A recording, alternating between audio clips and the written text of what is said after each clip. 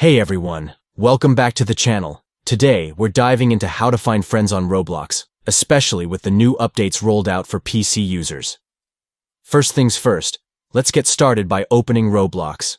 If you haven't logged in yet, go ahead and enter your credentials and jump into your account. Roblox is all about connecting with others, so let's make those connections happen. Once you're in, take a look at the left side menu of the homepage. You should see a section labeled More. Go ahead and click on that. This will open up additional options that may not be immediately visible, giving you a clearer view of how to manage your Roblox experience.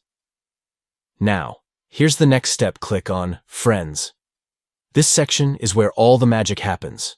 You'll find a list of your current friends, but more importantly, this is where you can search for new friends as well.